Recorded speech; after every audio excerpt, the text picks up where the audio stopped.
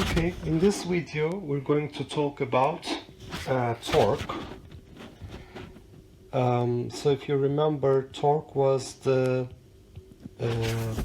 property of the force that causes rotation on an object. So we define it as the tendency of a force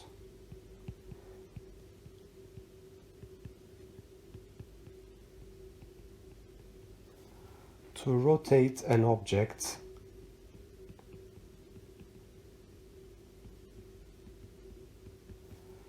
about some fixed axis.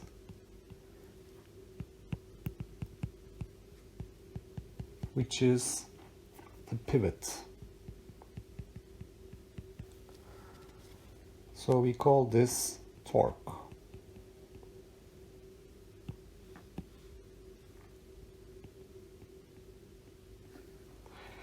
Torque is actually a vector quantity. So let's demonstrate this for a rod which is pivoted at one end here. So here is a rod, and this rod is pivoted at this point, so there is the rotation axis, and I apply a force F at one end of the rod, and the radial distance between the pivot and the force is R. Okay, now the torque due to this force is the cross product R with F, and its magnitude is RF sine theta, where if you have an angle theta in between the force and the radial vector, so this would be the case, a more general case where you have the force applied at an angle theta with respect to the r vector.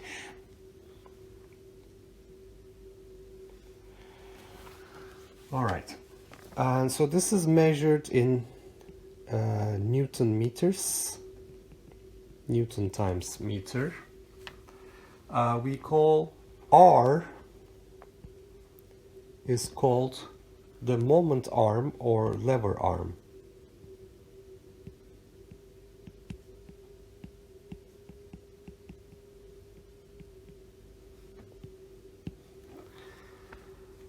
You notice that R vector is starting from the pivot point, so that the pivot point is the origin of this vector, and points to the point of application of the force.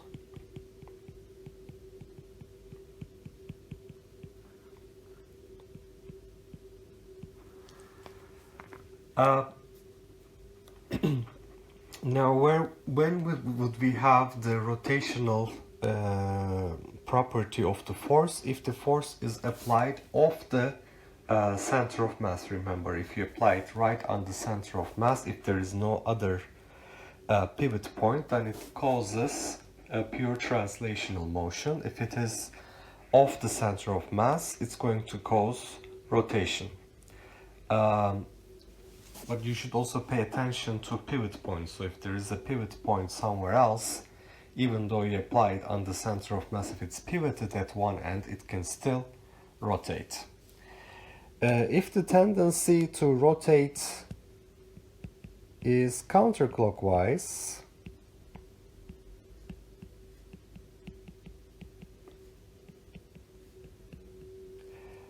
we call the torque to be positive, so that means the angle theta is positive for counterclockwise rotation. So that's the convention that we normally use. If clockwise, torque is going to be negative. So it is a vector quantity. So if you look at my diagram here, if this is my y-axis, this is the z-axis coming out, this is the x-axis, then the torque that I write here would be equal to Rf r cross f. Using the right hand rule, I find that it points in k-hat direction, right? So you point towards the application point from the pivot, curl your fingers around the force vector, and your thumb points in the direction of the torque. Okay, now let's see an example for this. A one-piece cylinder is shaped as shown in the figure with a core section protruding from the larger drum. The cylinder is free to rotate about the central axis. So it's free to rotate about the central axis, z-axis. So that's my pivot. A rope wrapped around the drum, which has radius R1, exerts a force T1 to the right on the cylinder. A rope wrapped around the core, which has radius R2, exerts a force T2 downward on the cylinder. What is the net force acting on the cylinder about the rotation axis, which is the z-axis? Okay, so I have two forces that have the rotation tendency to rotate. So the torque due to the force T1 is going to be R1 cross T1. Now, if I draw a vector from the pivot point to the point of application of this force, which is at the tip here, that would be a vector like this. That's the R1 vector. And since the force is tangential, there is no angle in between R1 and T1 other than pi over 2. I will have R1 T1, which is capital R1 T1. And if you look at the direction, so you point towards the application point from the pivot point and curl your fingers in the direction of the force, it is in minus k hat direction. So this is in minus k hat direction. So it's pointing into the page. Now the torque 2 for the second force is R2 cross T2. And for this one, I draw the vector R2. And I notice that this is also perpendicular, so it's a tangential force. It will be R2 T2 now in positive k hat direction, right? So this would be the magnitude is R2 T2 in k hat direction. So what is the net torque acting on this one? So it's torque 1 plus torque 2. It would be R2 T2 minus R1 T1 in k hat direction. So that is the positive z-axis. So that's the answer for part A. Suppose T1 is 5 newtons, R1 is 1 meters, T2 is 15 newtons, R2 is 0.5 meters. What is the net torque about the rotation axis, and which way does the cylinder rotate starting from rest? The net torque will be R2 T2, so it is 15 times 0.5 minus R1 T1, 5 times 1 in k hat direction. So this will be, in this case, 7.5 minus 5 k hat, so 2.5 k hat direction in Newton meters. So that will be my net torque, which means that it's in plus k hat direction. So the rotation is, torque is positive, rotation is counterclockwise. Okay. Now,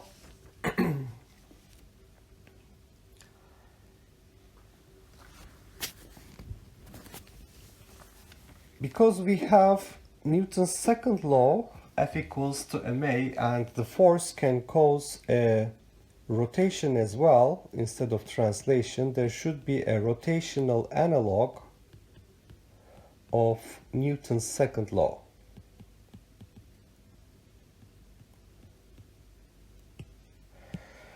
Let's say that I have an object performing some sort of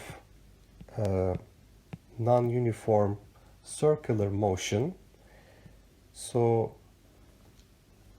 this object with mass m is under the influence of a tangential force Ft and a radial force Fr, so that it has a non-uniform circular motion which has both tangential and radial accelerations. So particle with mass m that is rotating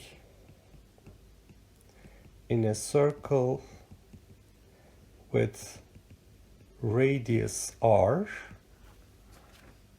and there is a tangential force Ft acting on it and a radial force Fr acting on it. So the tangential force, the net tangential force that we observe on this object, Ft, is by Newton's second law, mass times the tangential acceleration. This is Newton's second law as measured in an inertial reference frame. And I remember that there is a relationship between the tangential speed and angular speed. V is equal to omega r for circular motion. So the tangential acceleration is dv dt is basically r d omega dt. It's r alpha. So when I write the net tangential force, it is going to be equal to mr alpha.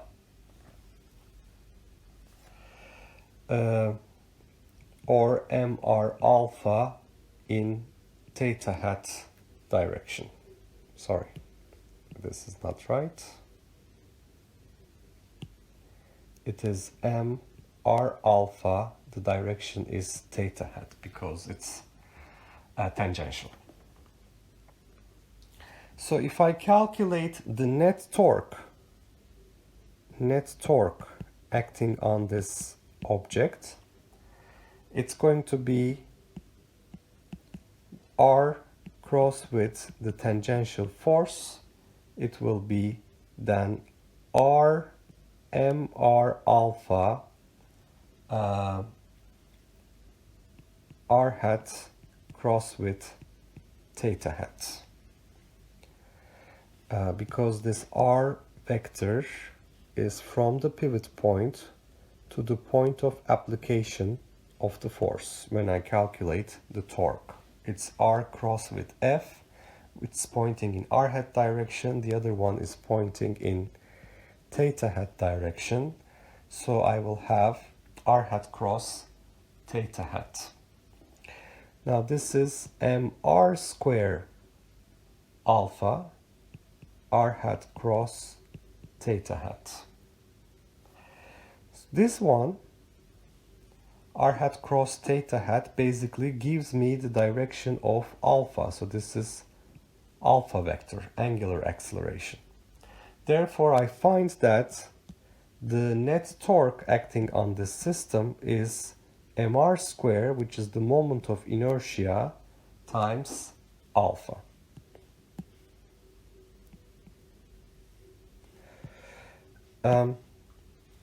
If the object is consisting of many particles, it's a continuous object. For each particle that makes up this object with mass m sub I under the influence of a tangential force F sub I can write for a continuous object made up of particles, composed of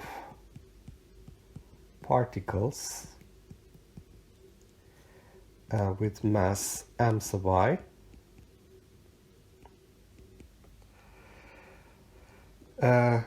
The tangential force that I apply is going to be equal to mass times the tangential acceleration of the ith particle. The torque on the ith particle will be the Ri cross with Fi. So what is Ri here? It's the vector from the pivot point to the point of application of the force. That's Ri vector. So this will give me Ri times Fi, R cross with F, so this is my angle theta in, so I put my z-axis here, in k-hat direction. This is a counterclockwise rotation. This will be equal to mi ai ri in k-hat direction.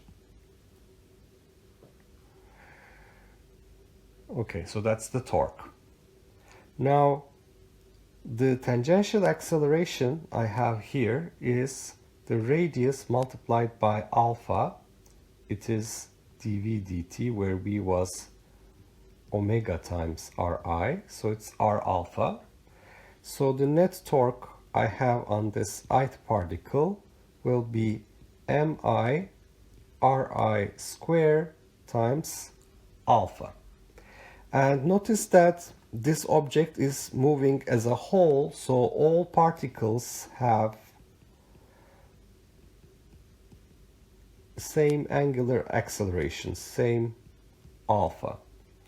Therefore, if you calculate the net external torque acting on this, you add up the contributions from all torques acting on these particles, you will get sum over I mi ri squared times alpha. So the net external torque you have will be I alpha. The same result I found for a single particle. I just add up the contributions from all particles. So we had a correspondence between translations and rotations. In our analogy here, so let me summarize. The angle theta, angular position, corresponds to the position x in translational motion. The angular speed omega corresponds to the speed of the particle v. Angular acceleration alpha corresponds to the translational acceleration a. Torque corresponds to F. Moment of inertia corresponds to m. So what we have found out, F equals ma is torque equals I alpha in rotations. So that's the difference between the two. Now let's look at another example. A uniform rod of length L and mass m is attached at one end to a frictionless pivot and is free to rotate about the pivot in the vertical plane. The rod is released from rest in the horizontal position. So it is released from rest in the horizontal position. what is the initial angular acceleration, alpha initial, and the initial translational acceleration of the right end for this one. Okay. If I look at the forces acting on this rod, I see that I have a uniform rod, therefore its center of mass is right in the middle, so it's going to feel the weight at its center of mass, which is right in the middle. So the net torque acting on this rod around the pivot point will be due to its weight. Well, there are additional forces at the pivot point, but since they are at the pivot point, so in the R cross F, R is 0, you would have no torque. So the only torque that will come, that will apply to this rod will come from its weight. Okay, and so if I put this y-axis, this is z-axis, this is x-axis, I have, in order to calculate the torque, this vector pointing from the pivot to the point of application of the force, which is the midpoint of the rod. It's going to be R cross with the gravitational force Fg, which is R in I hat direction crossed with mg in minus j hat direction. So it's going to be equal to mg L over 2. So notice that this is right in the middle. So this is L over 2, L over 2 here. So I hat cross with minus j hat direction, I hat cross with minus j hat direction using the right hand rule is pointing in minus k hat direction. It's a negative torque. It causes clockwise rotation. Okay. And this torque that I observe must be equal to the net torque is equal to I alpha because of Newton's second law rotational form. Net torque is equal to I alpha. Well, then I have to know the moment of inertia with respect to rotations when you have a pivot point at one end. So we have done this before. Let's do it again very quickly. So if you have a rod like this that is pivoted at one end here, you go to a distance x, you take a small element, the moment of inertia from 0 to L, this is the x-axis, integral r square dm, that's integral from 0 to L, x square dm is lambda dx, so this will be equal to lambda L cube over 3, where lambda is m over L because it's a uniform rod, L cube over 3, ml squared over 3. So that's the moment of inertia. So the torque I have here, mg L over 2, must be equal to ml squared over 3 times alpha. So this m cancels this. I'll get rid of one of the L's here. So I find that alpha is equal to 3g over 2L. And alpha as a vector is pointing in minus k hat direction. Minus 3g over 2L k hat direction. So that's the magnitude. since I have noted that I have counterclockwise rotation here. That's the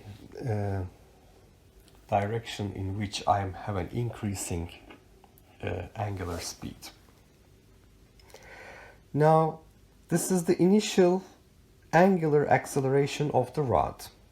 Because why is it initial? Because as the time goes by, when this rod rotates just a little bit, an angle will form between the r vector and the gravitational force vector, and the torque that you observe is actually going to decrease because you will have a component of the gravitational vector perpendicular to the r vector. Okay, and what is the initial translational acceleration at its right end? Now this is performing a circular motion like this. So you have a radius of the circular motion L. So at its right end, I have a tangential acceleration that is equal to r alpha. So for this one, the r that I'm talking about is L.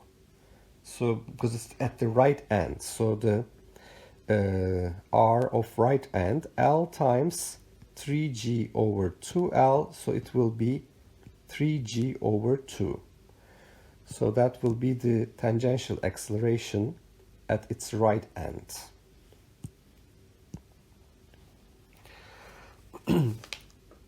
Now, if I place a penny on the rod, where should I put it so that it stays in contact initially? Okay, so this is now a new question. Place a penny on the rod. Where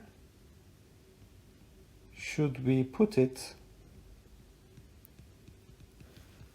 so that it stays in contact initially? Okay, so the tangential acceleration that I see for this rotation for any point on the rod, so if I go to a point here, I place the penny here, that is at a distance r from the pivot point, is r alpha. So it's going to be equal to 3g over 2L times r. And what I want for this one is to stay in contact with the rod initially. So as soon as this rod starts moving, the penny will lose contact with the rod. So it's initially in contact with the rod. So mass times tangential acceleration is equal to mass times g for the penny, because the normal force on the penny is disappearing. So I want the tangential acceleration to be equal to g.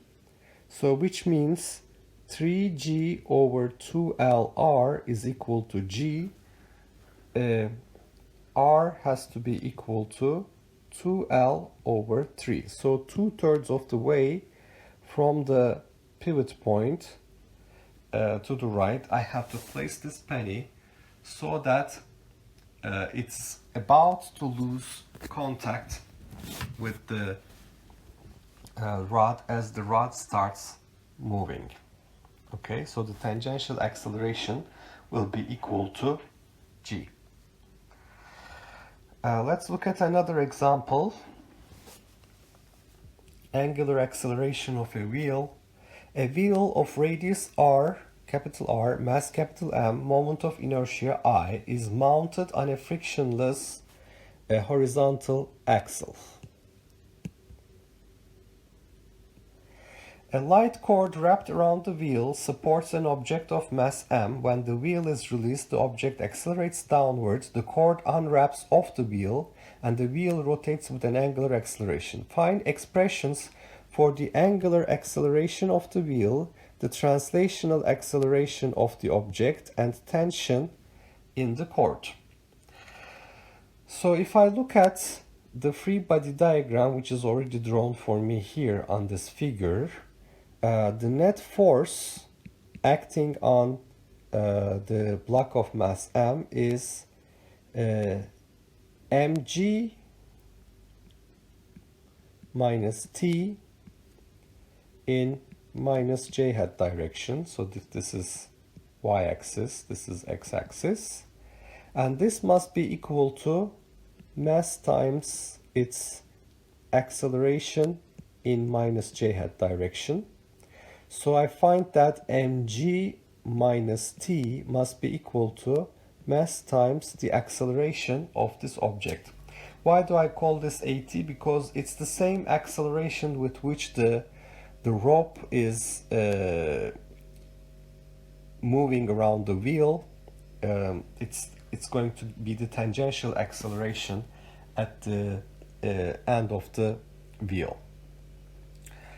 And at the same time, because I have rotation of the wheel, the tangential acceleration of the wheel is related to its angular acceleration, alpha times r. It is dv dt, remember, it is r times d omega dt, which is alpha times r.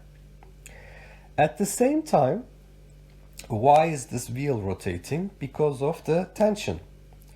And the torque the tension applies, I have to find the r vector, and this is a tangential force, so it's 90 degrees with respect to the r vector, is going to be equal to r cross t, rt,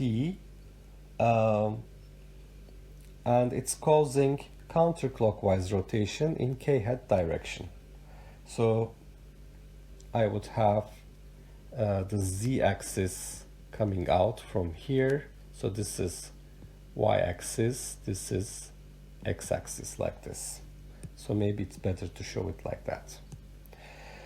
Okay, and this torque is equal to what? It's equal to I alpha. So that r vector has a magnitude capital R t is equal to I alpha. So I is known for this one. Okay, so for tension, I can substitute I alpha over r. And for tangential acceleration, I can substitute alpha r. So I go back to my equation star and substitute in this equation mg minus I alpha over r is equal to m times alpha r. So I can pull alpha from here, so it is mg is equal to alpha times mr plus I over r. So I will find that alpha is equal to mg over mr plus I over r. Let's divide the top and bottom with m, g over r plus I over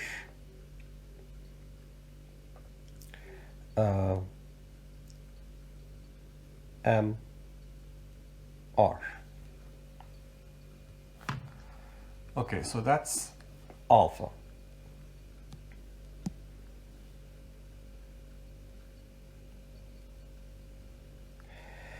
What is the tangential acceleration?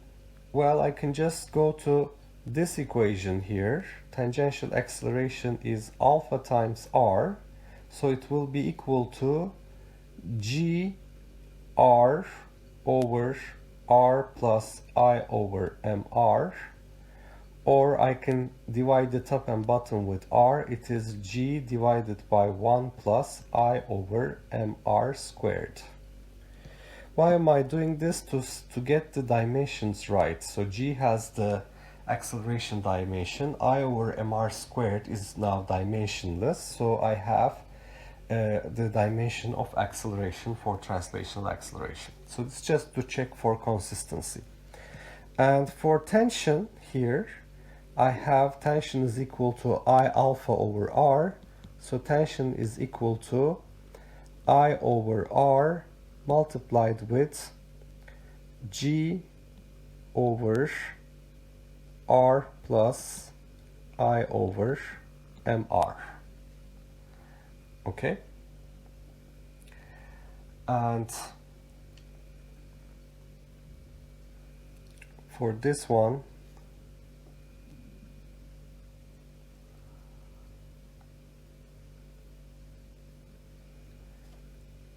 I can divide the top and bottom with I, let's say. I will get G divided by R squared over I plus 1 over MR.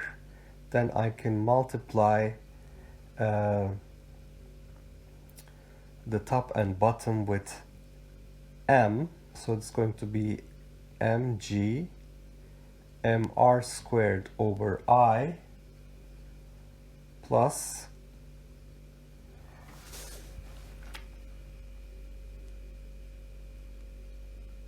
plus 1 here because there is no R here.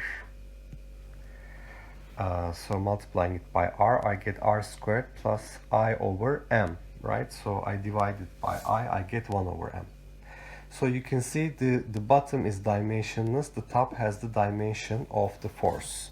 So let me rewrite my answer. Tension is equal to mg divided by mr squared over I plus 1. So I can now clearly see that this has the dimension of the force because it has mg on top and the dimensionless quantity at the bottom. Now, what happens if I goes to infinity? If I were to go to infinity, what would happen? The tension would become mg, right? So the mr squared over I would go to 0, so the tension would become equal to mg, and you would have the tangential acceleration would become what? In this case, the tangential acceleration would go to 0 because alpha would go to 0. So that means you have a very massive wheel, it cannot rotate. So that's the case. I goes to infinity means you have a very massive wheel that cannot rotate. Okay, finally, let's go back to our energy considerations.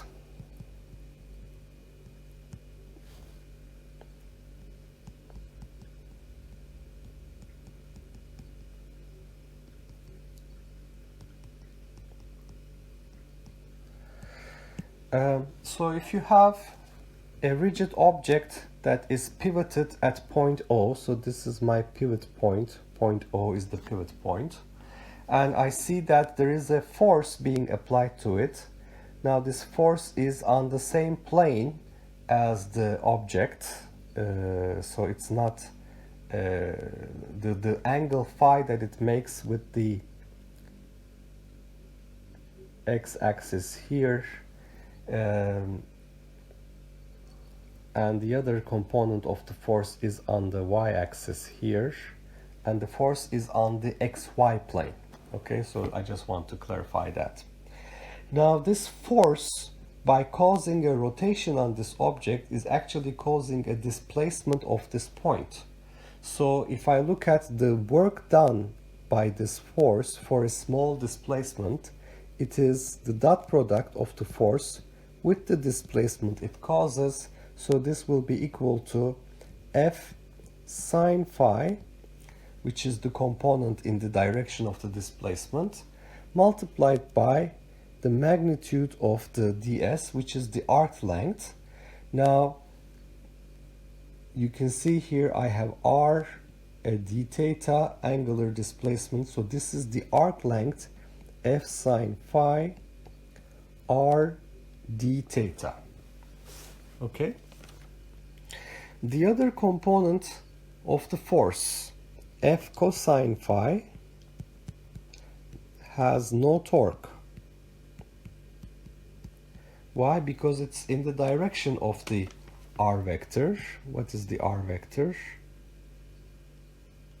This is the point of application of the force, so that's the r vector. So it will have no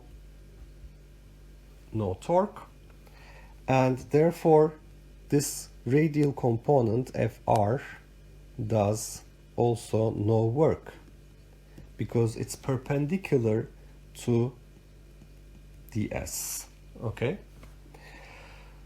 So if I go back to my torque here, I have Rf sine phi d theta. So what is Rf sine phi? It is actually the torque. So this is torque d theta. So the work done by this force for rotation motion is actually equal to torque d theta. And if I look at the rate at which I'm delivering energy to the system, dW dt, that would be for a constant force, torque d theta dt, so that will be torque omega. So that's, what's this called? It's power in watts, power delivered to the object, to the rigid object. Okay, so let me remind myself, in translational motion, I have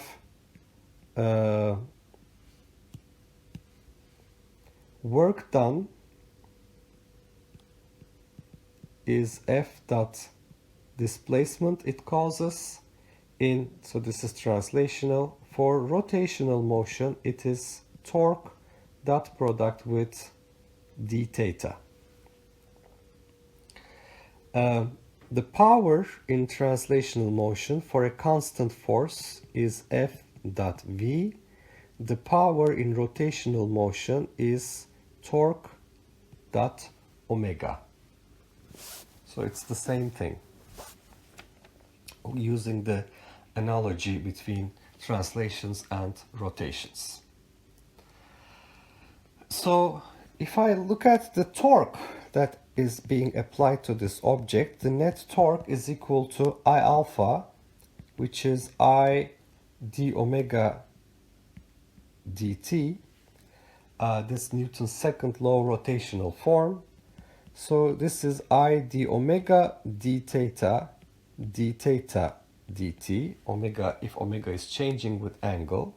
So that means you have I d theta dt is omega d omega dt. So if you write the work done by this force, it is I omega d omega dt multiplied by dt. So it's I omega d omega.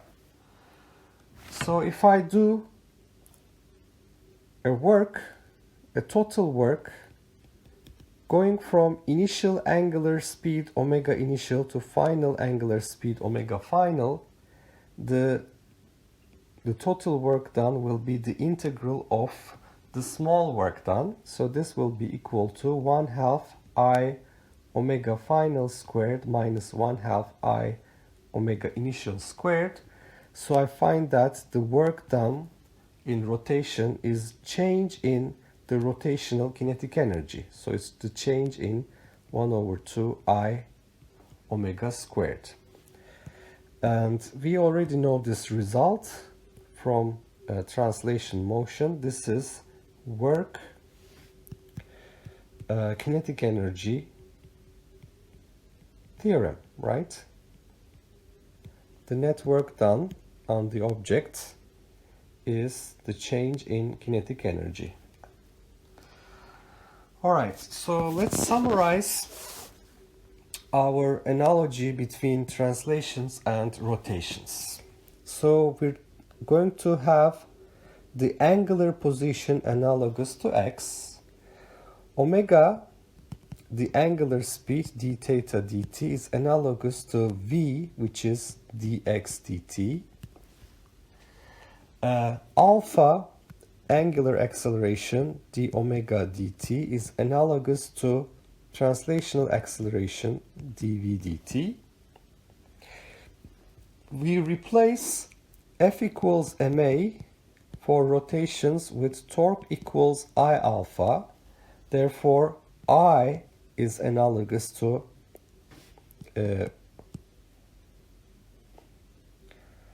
so I changed the order here, sorry about that. So torque equals I alpha corresponds to F equals ma, because I corresponds to m in translational motion.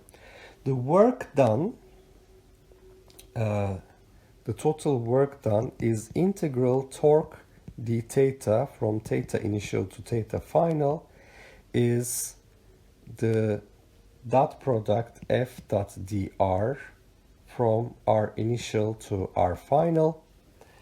The power for a constant force, we have a power f dot product with velocity, and here we have a rotational power, torque omega, the dot product torque with omega.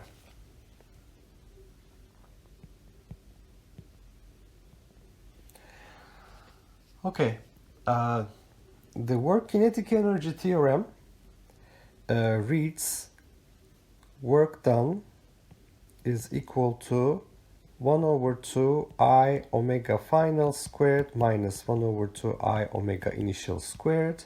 Here the work done is 1 over 2 m v final squared minus 1 over 2 m v initial squared. The kinetic energy, rotational kinetic energy, is 1 over 2 I omega squared. The translational kinetic energy is 1 over 2 mv squared. So that pretty much summarizes everything that we have done. We find this analogy between translations and rotations. And in the next lecture, we're going to move on to the rolling motion.